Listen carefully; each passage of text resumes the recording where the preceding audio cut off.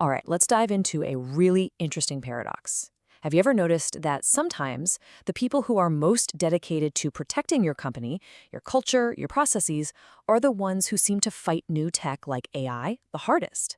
It doesn't quite add up, right? Well, today we're going to find out exactly why that is.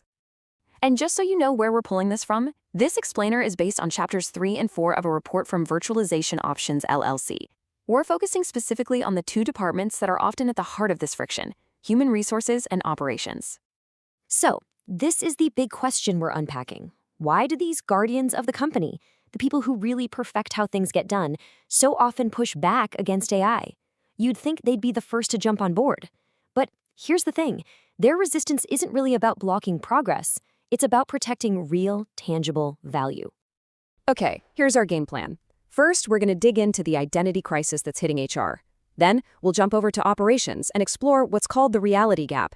And finally, we'll map out how to turn all this conflict into a powerful partnership. First up, let's talk about human resources. Honestly, they are in such a tough spot right now. They're being told by leadership to champion all this massive AI-driven change, but their fundamental job is to protect the people. Talk about an identity crisis. I mean, look at this conflict. On one side, HR is the steward of employee well-being. They are the ones who are supposed to manage the human cost of change. But on the other side, they're the executor of corporate directives. They have to roll out initiatives that they know will cause stress, anxiety, and maybe even job losses. They're being asked to sell a plan that could hurt the very people they're sworn to protect. So how does this resistance actually show up? Well, it's usually not a flat-out no. It's more subtle. You might see HR suddenly highlighting the huge workforce impacts or citing data on just how burned out employees are from constant change. They might argue passionately for preserving the company culture or demand a massive, detailed budget for training. And sometimes it's just a change management plan that seems to be moving at a snail's pace. So you can't just steamroll this. You have to turn it into a partnership. And the source material lays out a really clear roadmap. Step 1, have an honest, grown-up conversation about the real job impacts. Step 2, commit real resources. Don't just talk about training, fund it. 3, connect the AI goals to the company's core values. And finally, number 4, put clear, concrete policies in place to protect the people who will be affected. Okay, now let's pivot to operations.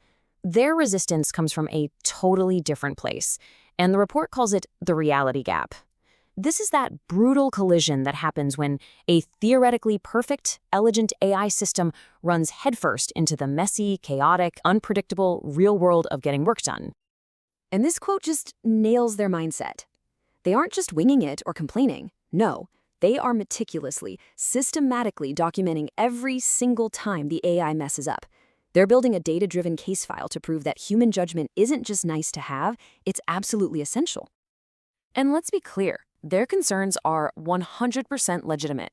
They're the ones on the ground who know the training data the AI learned from is probably incomplete. They live and breathe the constant exceptions to the rules.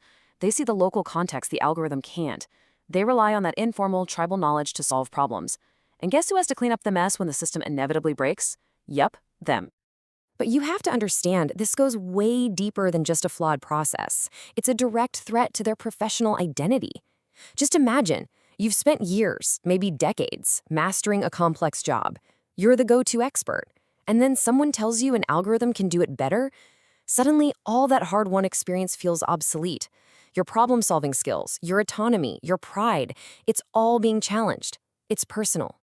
The report gives this fantastic case study about a logistics company. They tried to roll out this new AI-powered system to optimize truck routes. And at first, it was a complete and total disaster. The dispatchers and the drivers absolutely hated it. They just flat out refused to use it. But then leadership did something brilliant. They executed what the report calls the partnership pivot. Instead of trying to force it on everyone, they just stopped. They hit the brakes, and they put together a working group with their most experienced, most skeptical dispatchers and drivers to co-design the system with them. They went from imposing a solution to creating one together. And the results? I mean, this chart says everything.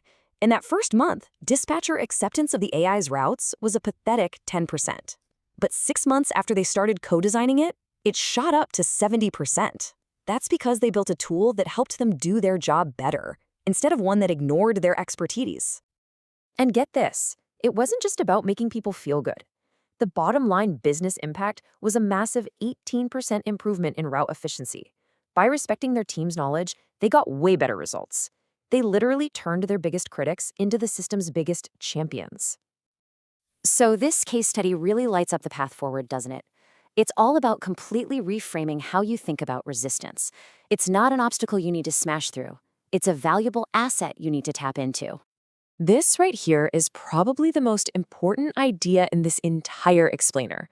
You have to redefine resistance. It is not an obstacle. It is valuable, mission-critical information coming directly from your subject matter experts. It's a big, flashing neon sign pointing directly at the blind spots in your strategy. And once you start seeing it that way, everything changes. So let's pull it all together into a unified strategy. For HR, whose main concern is people and culture, the key is that partnership model. You have to align the AI goals with the company's values. For operations, focused on process and reality, the winning strategy is human-in-the-loop design. The goal for both is simple, but it's so powerful. Augment your experts. Don't try to replace them. So, I'll leave you with this one question to take back to your own teams.